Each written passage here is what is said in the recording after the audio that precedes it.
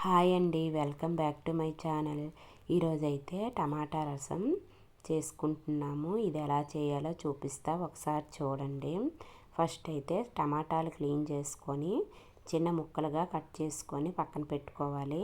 నిమ్మకాయ సైజ్ అంతా చింతపండునైతే నానపెట్టుకోవాలి. ఇప్పుడు స్టవ్ వెలిగించుకొని బాండీ పెట్టుకొని ఆయిల్ వేసుకొని ఆవాలు, జీలకర్ర, మెంతులు, ఆనియన్స్, చిల్లీస్, కరివేపాకు, తెల్లుల్లి వేసుకొని బాగా ఫ్రై చేసుకోవాలి. బాగా ఫ్రై అయ్యాక ఇందాక కట్ చేసుకున్న టమాటా ముక్కలను అయితే ఇందులో వేసుకోవాలి.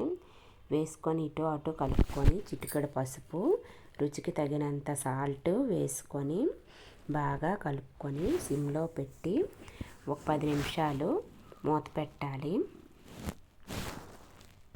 ఇప్పుడు మూత తీసి చూసుకుందాం. చూడండి, టమాటా ముక్కలు అయితే బాగా మగ్గిపోయి ఇప్పుడు రుచికి తగినంత కారం, చిటికెడు ధనియాల పౌడరు, చిటికెడు జీలకర్ర పౌడరు వేసుకొని బాగా కలుపుకోవాలి. కలుపుకొని ఇందాక చింతపండు నానపెట్టుకున్నాం కదా, ఆ పులుసునైతే ఇందులో వేసుకోవాలి.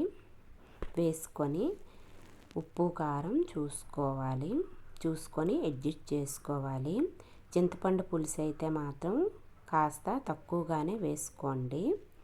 వేసుకొని కొద్దిగా వాటర్ వేసుకొని అడ్జస్ట్ చేసుకోండి. ఎందుకంటే చింతపండు పులుసు మనం కాస్త తక్కువగా వేసుకుంటే టమాటా ఫ్లేవర్ అనేది మనకు బాగా తెలుస్తుంది. చాలా టేస్టీగా ఉంటుంది. ఒకసారి ఇలా ట్రై చేయండి. ఇది తెలియని వాళ్ళకి మాత్రమే చెప్తున్నా. ఈ వీడియో నచ్చితే please like, share, subscribe and comment చేయండి. Thank you.